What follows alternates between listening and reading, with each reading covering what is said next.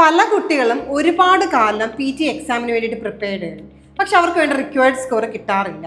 അതെന്താണെന്ന് വെച്ചാൽ അവർ correct PT എക്സാമിന് ഓരോ ടാസ്കിൻ്റെയും വെയിറ്റേജ് മനസ്സിലാക്കാതെ വെറുതെ എല്ലാം കയറി പ്രാക്ടീസ് ചെയ്യുന്നതുകൊണ്ടാണ്.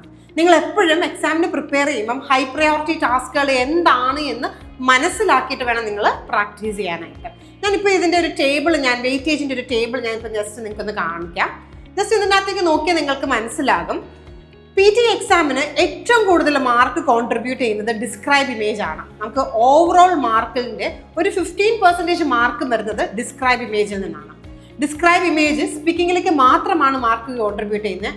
ആൻഡ് സ്പീക്കിങ്ങിലേക്ക് 31% മാർക്കാണ് പോകുന്നത്. അപ്പോൾ ഏറ്റവും കൂടുതൽ നിങ്ങൾ ഇമ്പോർട്ടൻസ് കൊടുക്കേണ്ടത് ഒന്ന് ഡിസ്ക്രൈബ് ഇമേജ് ആണ്. രണ്ട്, നിങ്ങൾ സമ്മറൈസ് ഗ്രൂപ്പ് ഡിസ്കഷനിലേക്ക് നോക്കി നിങ്ങൾക്ക് കാണാൻ പറ്റും. അത് സ്പീക്കിങ്ങിലേക്കും അതേപോലെ തന്നെ ലിസ്ണിങ്ങിലേക്കും മാർക്ക് കോൺട്രിബ്യൂട്ട് ചെയ്യുന്നുണ്ട്. സ്പീക്കിങ്ങിലേക്ക് 19% മാർക്കും ലിസ്ണിങ്ങിലേക്ക് 20% മാർക്കും. സോ ഈ ഒരു ടേബിൾ നിങ്ങൾ നോക്കി ഇത് മനസ്സിലാക്കിയിട്ട് ഹൈ പ്രയോറിറ്റി ടാസ്കുകൾ എന്താണ് എന്ന് മനസ്സിലാക്കിയിട്ട് വേണം നിങ്ങൾ പ്രാക്ടീസ് ചെയ്യാനായിട്ട്.